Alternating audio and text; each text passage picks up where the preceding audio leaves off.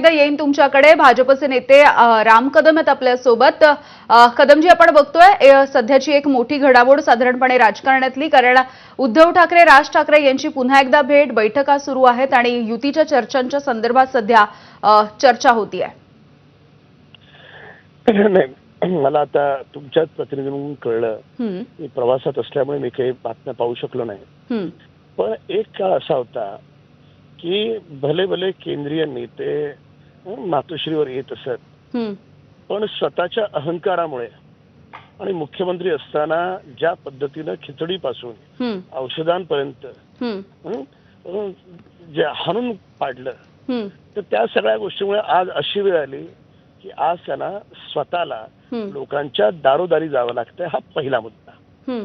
दुसरा महत्वाचा मुद्दा असा आहे की माननीय राजसाहेब ठाकरेंनी स्वतः, म्हणजे उद्धव ठाकरे हे कार्याध्यक्ष व्हावेत हे महाबळेश्वरच्या बैठकीत त्यांनी स्वतः सुचवलं होतं, आणि नंतर उद्धव ठाकरेंनी अशी परिस्थिती निर्माण केली की इच्छा नसताना राज ठाकरेंना पक्ष सोडावा लागला। पण नियतीचा खेळ बघा कसा आहे की आज त्याच उद्धव ठाकरेंना राज ठाकरेंकडे जावं लागतंय।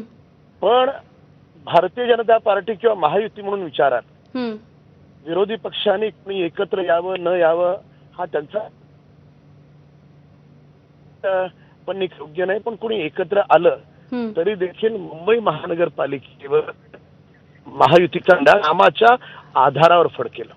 कारण आदरणीय देवेंद्र फडणवीसांची प्रतिभा, त्यांच्याबद्दल लोक देव माणूस अशी त्यांची प्रतिमा तयार झालेली आहे। एकनाथ शिंदे साहेब 20-20 तास काम करणार कॉमन मॅन अशी त्यांची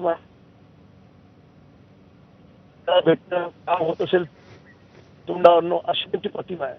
ठीक आहे रामजी, काही तांत्रिक कारणामुळे तुमचा आवाज नीट पोहोचत नाहीये, पण तुम्ही आतापर्यंत बोललात आणि प्रतिक्रिया दिलीत यासाठी धन्यवाद। आपण थेट आमचे प्रतिनिधी अक्षय भाटकर आपल्या सोबत आहेत याच विषयी माहिती देण्यासाठी त्यांच्याकडे जाऊयात। शिवतीर्थाच्या इथून अक्षय भाटकर आपल्याला अपडेट्स देत आहेत। अक्षय, थोडंच